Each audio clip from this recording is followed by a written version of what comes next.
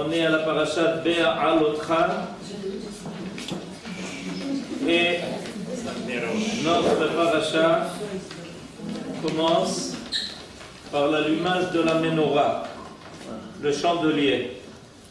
וידבר אדוני אל משה דבר אל אהרון ואמרת אליו בהעלותך את הנרות אל מול פני המנורה יאירו שבעת הנרות ויעש כן אהרון אל מול פני המנורה אלה נרותיה כאשר ציווה אדוני את משה וזה מעשה המנורה מקשה זהב עד ירחה דפירחה מקשה היא כמראה אשר הראה אדוני את משה כן עשה את המנורה.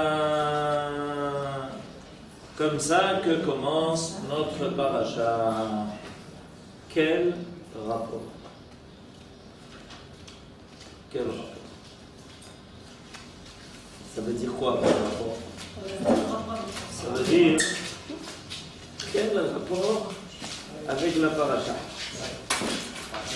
Pour la troisième fois, entendez bien, pour la troisième fois, la Torah nous parle à nouveau de l'allumage de la menorah, c'est-à-dire du chandelier qui était dans le Beth Amikdash par les Kohanim, pour la troisième fois. On vient de terminer la paracha de Nassau. Dans la paracha de Nassau, à la fin de la paracha, nous avons entendu parler de l'inauguration du tabernacle par les princes des 12 tribus. Des 11. Pardon? Des 11. Des 11. Qui est-ce qui n'était pas là? Kohanim, Lévi. Ah, le Shevet Lévi n'était pas là. Kol hakavod. Kol hakavod. C'est ce que nous dit notre ami David. Non, Rachid. Et alors, comment se fait-il qu'on nous parle du 12e jour de l'inauguration par le Nassi de Bnei Naphtali, Monsieur David Cohen? J'attends votre réponse. Vous connaissez son métier? Vous savez quel est son métier? Comme je n'ai pas son métier, peut-être que le métier, chassez-le, il revient. J'attends votre réponse, monsieur. En Italie, quand vous inaugurez une maison, on vous fait cadeau une plaque qui a écrit que ni un avocat ni un médecin passe le seuil de cette maison. Passe le seuil de cette maison. Ce ne seraient pas les deux enfants de Yosef? Bien sûr, il y avait les deux enfants de Yosef, donc il y avait quand même 12 princes de tribus. Mais l'inauguration du Mishkan est terminée. Et évidemment, une fois que le Mishkan est inauguré, ça veut dire qu'il est déjà en place. Ça veut dire que déjà tous les instruments qui étaient destinés au Mishkan ont leur service, sont déjà en service. Et c'est à ce moment-là, évidemment, que les princes des 12 tribus, y compris la tribu de Ephraïm et de Ménaché, c'est pour ça que ça nous donne 12, bien qu'il ait raison dans le fait que n'était pas la tribu de Lévi, c'est important de le faire remarquer, mais avec, si on remplace Yosef par deux tribus, ces deux fils qui ont été adoptés par Yaakov comme étant deux tribus, Ephraïm et Ménaché, donc on a quand même 12 tribus, même sans Lévi. Mais ça pose quand même un problème.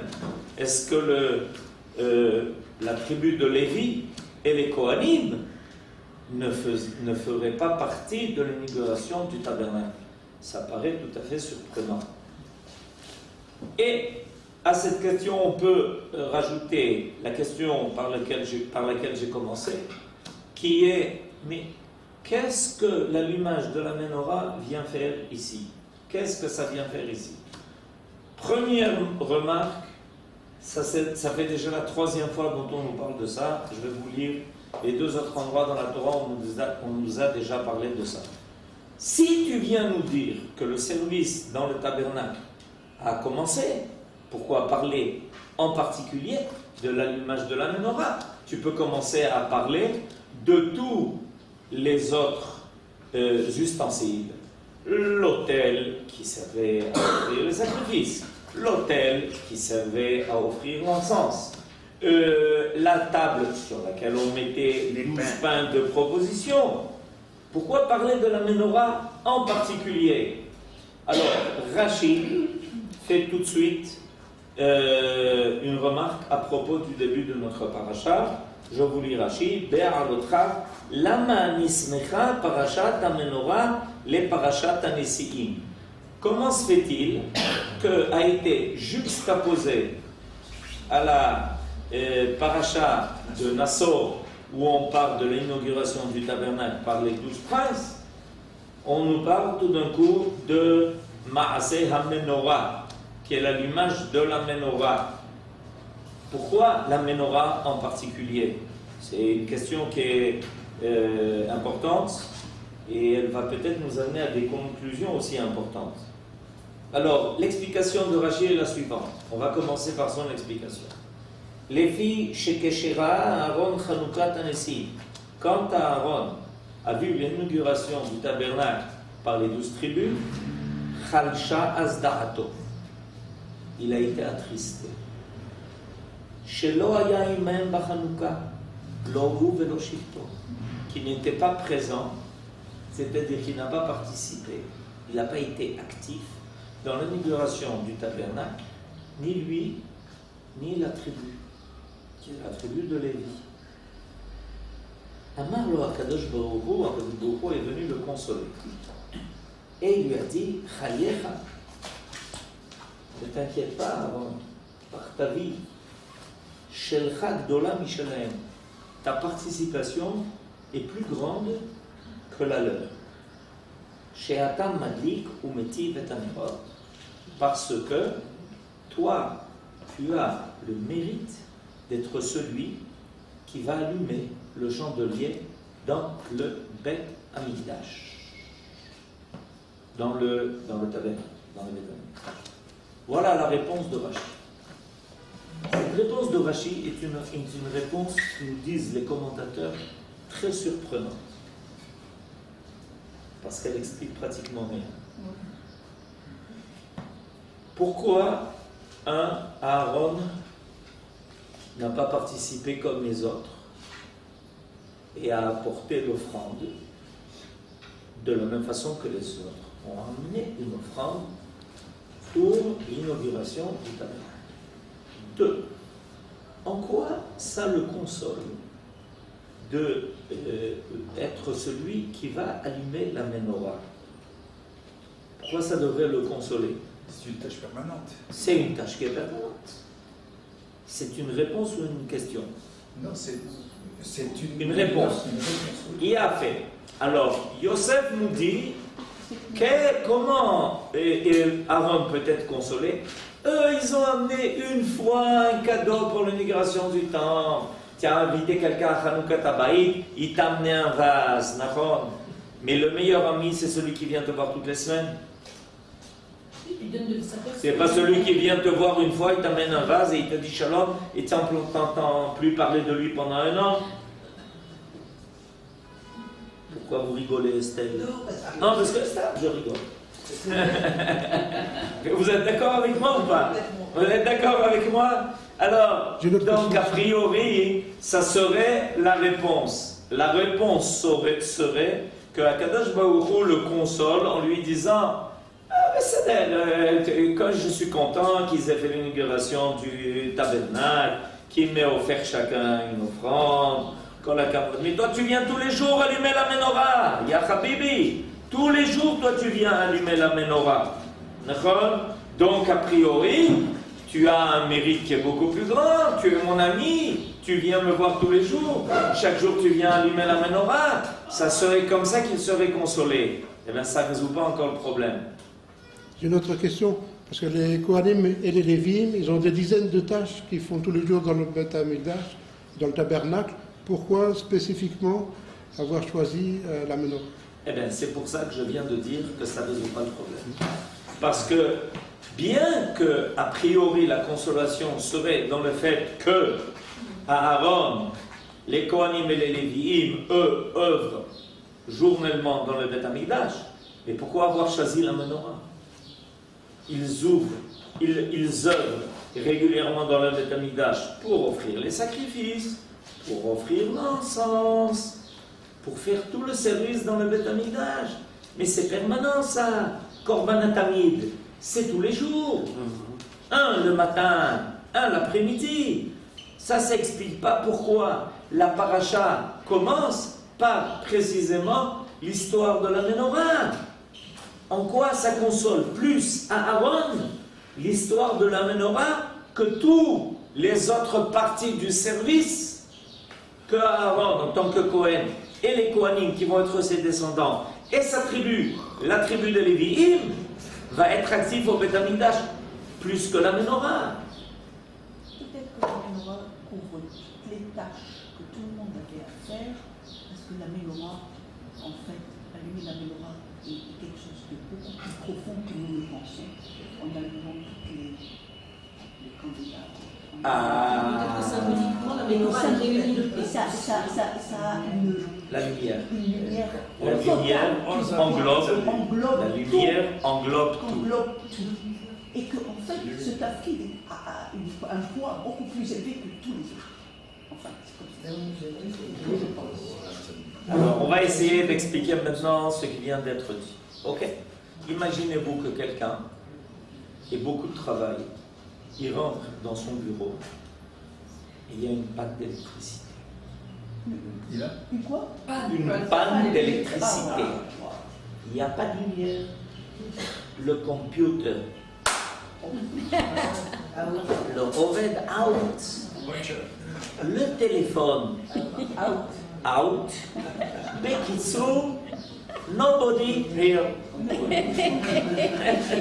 אף אחד לא פה. אין מה לעשות.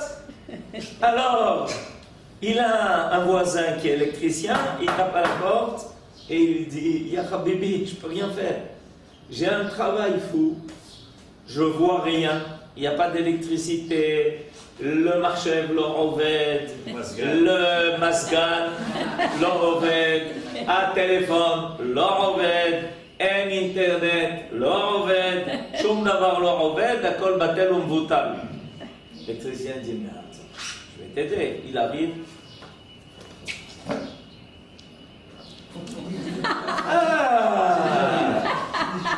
C'est Chokhma. Il a relevé le tchoupchik. Je n'ai pas pensé à ça. Et grâce à ce tchoupchik qu'il a relevé, tout marche. Tout marche. Il y a de la lumière au bureau, le computer. Marc, vous avez compris, d'accord? Ouais. C'est ce que vient de dire Madame Cohen. Qu'est-ce qu'elle vient de dire?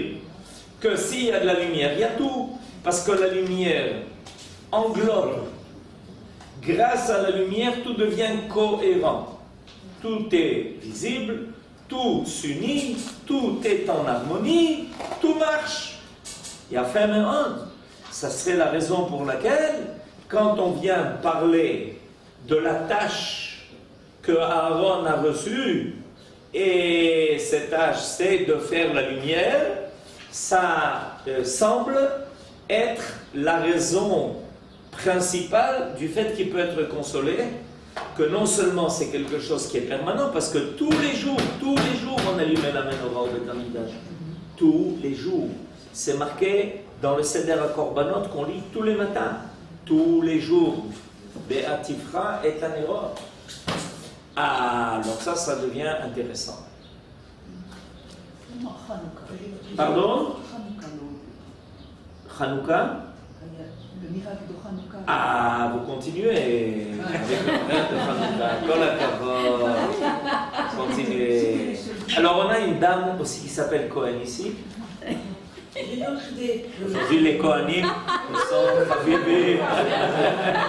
Ils sont sur la sellette. Ils sont partis à la défense. On dit, mais qu'est-ce que c'est cette histoire-là? On n'a pas participé à l'inauguration. On est là. Est-ce qu'il n'y a pas une autre piste, celle-ci, très bien, mais le fait que la menorah symbolise une unité en soi, parce qu'elle est faite d'un seul tenant, par rapport à toutes les autres tâches qui sont Rabim et Shonim, la menorah, elle fait intervenir une notion d'unité, de hartout, parfaite.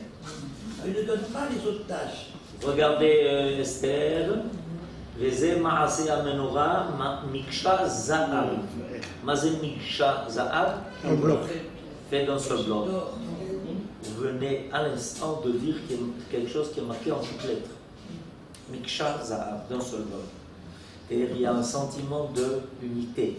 Parce que finalement, qu'est-ce que doit apparaître dans le cadre du Beth Amikdash? Hashem Echad ou Shmo Echad. Hashem Echad ou Shmo Echad. Shmo, c'est la gematria de Retsono, ça veut dire sa volonté.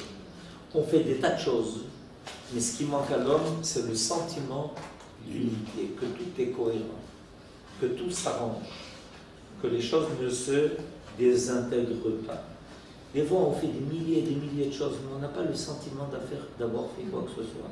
Parce que chaque chose est parce qu'elles sont indépendantes et dispersées, parce que c'est dispersé, parce que ce n'est pas uni, parce que c'est désintégré et qu'on n'a pas le sentiment d'avoir atteint le but. On a fait des tas de petites choses, mais le but, quel est ton but dans la vie? Alors quelqu'un commence, eh bien, c'est d'aller en vacances. C'est ton but dans la vie d'aller en vacances. Mais va chez le médecin. Qu'est-ce qui t'arrive? C'est pas le but de la vie. Tu as besoin de te reposer, je comprends. Mais quel est ton but? Ton but. Ok? Donc, ça, Zenachon Me'od, c'est le corps du or. C'est le corps de la lumière. Il y a fait Me'od. Mais, on vient d'invoquer Hanouka. Hanouka, c'est les Hashmonaïm qui étaient Kohanim. Kohanim. Eh bien, c'est Nachmanide. L'explication de Nachmanide est la suivante.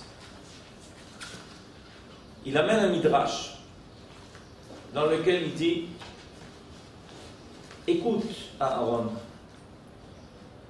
tu vois tout ce que le tabernacle, tu vois l'inauguration du tabernacle par les princes des 12 tribus, etc., etc.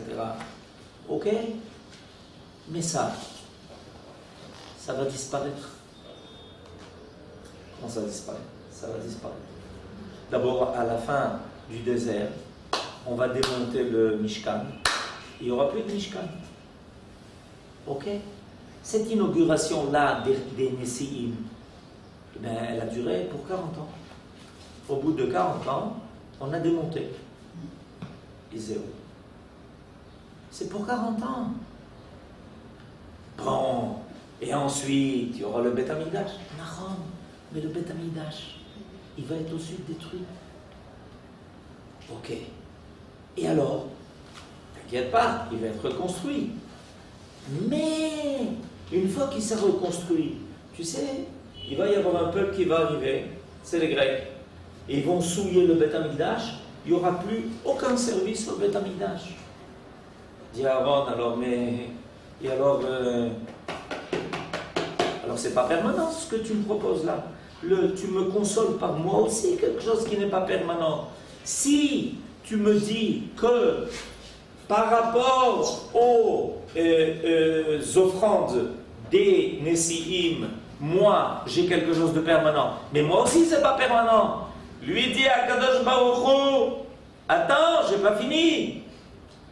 Et si je te dis qu'on allumera la menorah pour toujours, comment on aura mis? C'est pas possible. S'il n'y a pas de Beth Amikdash, il n'y aura pas la menorah pour toujours. Il lui dit à Kadosh Baruch Hu, c'est dans chaque maison. Qu'est-ce que tu en penses? Alors là, sache une chose. Tes descendants à Aaron vont être ceux qui vont occasionner un miracle qui fera que la lumière de la menorah sera permanente. Même lorsque le Beth Amikdash ne sera pas là, le miracle qui va être occasionné par les Hashmonaïm qui sont de ta descendance sera le miracle qui viendra rappeler en permanence que dans le Beth Amikdash, il y avait une menorah. Et c'est pour ça que la Hanoukia va être allumée pour rappeler cette menorah dont on a repris le service, et c'est un service qui est permanent. Viendra le temps où la menorah continuera de brûler, d'éclairer dans toutes les maisons d'Israël, même après la disparition du Beth Amikdash. Et ça, aucun service, aucun autre service qui se fait dans le Beth Amikdash ne sera là. Quel Eliaou? Je crois que c'est pas dans nous ce qu'il fallait entendre. Parce que la menorah, la lumière, tout ça, la lumière physique, dans la Torah, la lumière physique, la menorah, le Hanouka, etc., ça éclaire, c'est vrai. Mais dans la Torah, c'est pas le but. La lumière dans la Torah, c'est la lumière spirituelle. C'est-à-dire qu'à Aaron, tu vas diffuser la spiritualité dans le monde. Et c'est un tapis que personne ne peut avoir vu pour. Et de là, il est consommé. C'est parce qu'il diffuse la connaissance, il diffuse la Torah dans le monde à travers la menorah, à travers l'éclairage du monde. Mais ce n'est pas une explication physique. Ce n'est pas la menorah physique, ce n'est pas la lumière physique, c'est la lumière de la Torah spirituelle. Et ça, je crois qu'il faut insister là-dessus. Comment vous avez découvert l'apothéose du cours?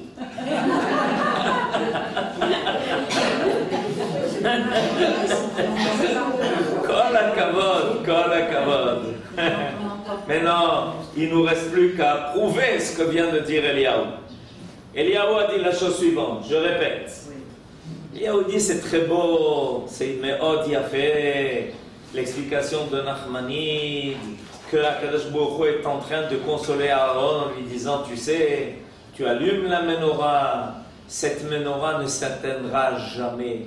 Parce que même lorsqu'il n'y aura pas de Mishkan, lorsqu'il n'y aura pas de Beth Amikdash, il y aura quand même un rappel de la menorah dans chaque maison d'Israël pour l'éternité, d'où la fête de Hanouka. Il dit, il a fait, mais quel était le but de la menorah dans le Beth Amikdash? Est-ce que le but de la menorah dans le Beth Amikdash était d'éclairer une maison? Est-ce qu'Akadosh Baruch Hu, il avait besoin qu'on lui mette un lampadaire? Il n'a pas besoin. Il n'a pas besoin. Donc, ça paraît quand même surprenant que par quel instrument Akadosh Baruch Hu est en train de consoler Aaron? Par un instrument qu'on allume pour faire une lumière pour qui? Pour qui? Akadosh Baruch Hu, il n'a pas besoin de ça. Pour qui? Ça, c'est la question. Et évidemment, si on veut quelque chose qui dépasse le côté matériel, il faut que l'on trouve une explication qui dépasse, évidemment, le fait qu'on prenne de l'huile pour allumer des nérotes à Hanouka. Qui en soi, c'est déjà quelque chose de très beau. Ça console énormément. Mais est-ce qu'il n'y a pas quelque chose qui va au-delà de cela? Parce que cette lumière, elle vient éclairer qui? Réponse, écoutez bien ce que dit le verset. Après que Akadosh Baruch Hu lui ait donné la mitzvah d'allumer les nérotes, Daber el Aaron ve'amarta elav be'alotecha et hanerot, et il lui dit, écoutez bien, en faisant monter les bougies, el moul pnei amenorah. Traduction littérale, en face du chandelier. Vayas ken Aaron, et c'est ce que Aaron a fait, el moul pnei amenorah et ela nerotea. C'est ce que Aaron a fait, et il a allumé ses nérotes en face d'elle. Est-ce que vous avez une explication? Comment on allume les nérotes de la menorah en face d'elle? Vous l'avez compris ou pas? Quand on donne une traduction, si vous regardez les traductions de votre Bible, c'est pas ce qui a marqué. Mais c'est ce qui a marqué dans le texte. Je répète, Akadosh Baruch Hu lui dit, fais monter les nérotes, elle moule pnei amenorah. En face de moule, d'accord? On est en face, pnei amenorah. du visage de la menorah. Il y a écrit fait monter. Réponse. Vayasken Aaron, c'est bien ce que Aaron a fait. El moul pnei ha-menorah et ela nerotea. Il a fait ce que Akadosh Baruch Hu lui a dit de faire en face du visage pnei ha-menorah. Je ne comprends pas. Mais on allume les nérotes sur la menorah. On n'allume pas les nérotes en face de la menorah. On allume les nérotes sur la menorah. Vous avez compris ou pas? Le problème, mais tous les commentateurs essayent d'expliquer ce qu'il est en train de dire. Alors, l'explication traditionnelle, je vous la donne. Pnei ha-menorah, on appelle Pnei ha-menorah, une des explications qui est donnée, c'est la bougie centrale et les 6 autres lui faisaient face. Et pourquoi ça s'appelle moul Pnei ha-menorah? Parce que des 7 bougies de la menorah, la seule qui faisait partie du corps même de la menorah, c'était celle qui était centrale. Alors que les autres, elles ne faisaient pas partie du corps. En effet, qu'est-ce qui se passe? Comment il est fait ce chandelier? Il y a ce qui monte au milieu et il y a 6, 3 de chaque côté qui vont ensuite lui faire face. Mais la seule qui est véritablement, qui fait partie du gouffre de la menorah, c'est le central. Alors ça s'appelle le moul pnei ha-menorah. Et en fait, c'est ce qu'on a reçu par tradition que ça veut dire. Ah ben c'est pas le pshat. Le pshat, c'est que Akadosh Baruch Hu dit à Aaron la chose suivante. Écoute, il y a une menorah, et je vais vous révéler encore une autre chose. Quand Akadosh Baruch Hu a dit à Moshe Rabbeinu de faire la menorah, Moshe Rabbeinu a dit, je ne sais pas comment faire. Comment je ne sais pas comment? Non, je ne sais pas. Je n'ai pas compris exactement ce que tu veux faire. Je n'ai pas très bien compris. Qu'est-ce que ça veut dire? De quoi elle a l'air cette menorah? Et d'ailleurs, jusqu'à aujourd'hui, si vous regardez les commentateurs qui essayent de dessiner quelle était la menorah du Beth Amikdash, il y a plusieurs opinions. Il n'y en a pas qu'une. Nous, on connaît le chandelier traditionnel, c'est parce que comme ça, on a vu des gens le faire. Mais en réalité, il y a, selon les différents Rachamim, il y a plusieurs figures possibles de quoi avait l'air la menorah. Il y a plusieurs figures possibles. Le Machon Amikdash, il en a fait une qui est aujourd'hui sous cloche et qu'on peut aller voir, mais il y a d'autres opinions. Et Moshe Rabbeinu voulait savoir exactement qu'est-ce que Akadosh Baruch Hu attendait de lui. Ok? Alors qu'est-ce que Akadosh Baruch Hu a fait? Vous savez ce qu'il a fait? Ben, il lui a montré une menorah dans le ciel de feu. Alors c'est peut-être cette menorah-là qu'il faut monter, parce qu'il lui demande de monter les lumières, il ne demande pas d'allumer des lumières, il lui dit de les monter. Nous la menorah. El moul pnei ha-menorah, Akadosh Baruch Hu lui dit, dans le Mikdash, allume tes nérotes de ta menorah face à la menorah que je t'ai montrée. Il y a une menorah qui est éternelle. C'est une menorah qui est par un dessein divin.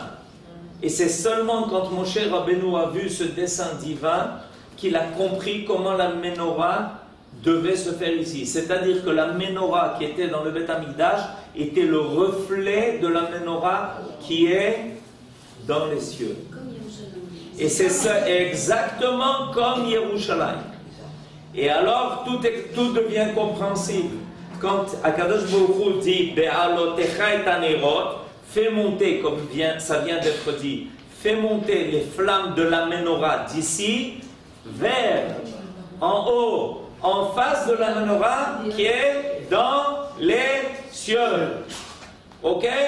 C'est-à-dire que quand on allume ici la menorah dans le Beth Amikdash, on a le reflet fidèle de cette menorah qui éclaire le monde. Le monde entier, qui est cosmologique. C'est une menorah qui est divine et qui éclaire le monde entier. Vayomer Elohim Yehi. Ça a été la première création dont il est question après la création des cieux et de la terre. Bereshit bara Elokim et hashamayim ve'et haaretz, vayomer Elokim yehi or. Je ne peux pas avoir de monde sans lumière. Vayomer Elokim yehi or. Sans lumière, il n'y a rien. Cette lumière, il est clair que c'est une lumière qui est sublime. Cette lumière, personne ne peut l'éteindre. Et alors, qu'est-ce que Akadosh Baruch Hu est en train de dire à Aaron? Sache une chose, c'est que ton rôle, c'est sans arrêt de faire monter cette lumière et de la faire apparaître ici, en bas. Ça, personne ne pourra jamais l'éteindre. Et la Hanoukia, dont nous parle Nachmanide, c'est en réalité un reflet de cette lumière qui est éternelle.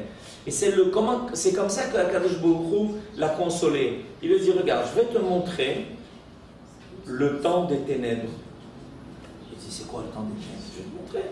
L'époque des Grecs s'appelle dans le Midrash l'époque des ténèbres.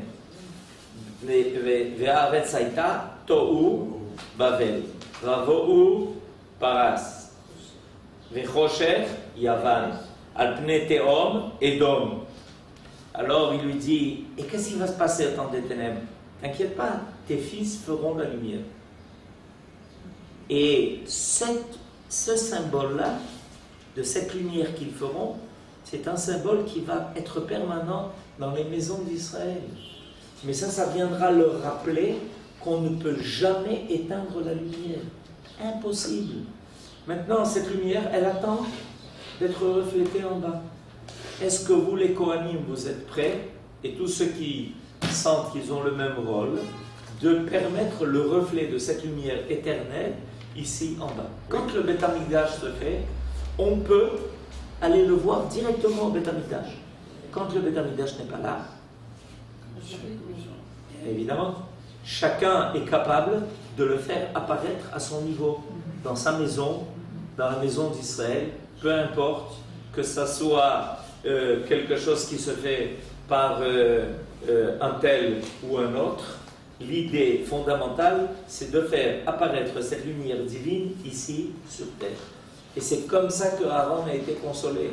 Alors tu comprends, ces chefs de tribu, ils sont en train d'inaugurer quelque chose. Mais ça, malheureusement, ça va connaître des hauts et des bas, des constructions et des destructions. Mais la lumière, on ne peut jamais la détruire. Est-ce que c'est la raison pour laquelle cette réponse que vous avez donnée, est-ce que ça répond au fait qu'on a vu le 8e jour de Hanouka, qui est au-delà de Alateva? Bien sûr, évidemment. Est-ce que c'est ça? Bravo. Le 8e jour vient nous faire. Et qu'est-ce qu'on lit le 8e jour? Au-delà de la... Qu'est-ce qu'on lit? La fin des offrandes et Béalotra. La fin des offrandes et Béalotra. C'est la Kriyat Torah, c'est la Kriyat Torah du 8e jour de Hanouka. Quoi? Cette semaine? Zot Hanouka. Zot Hanouka. On lit cette paracha.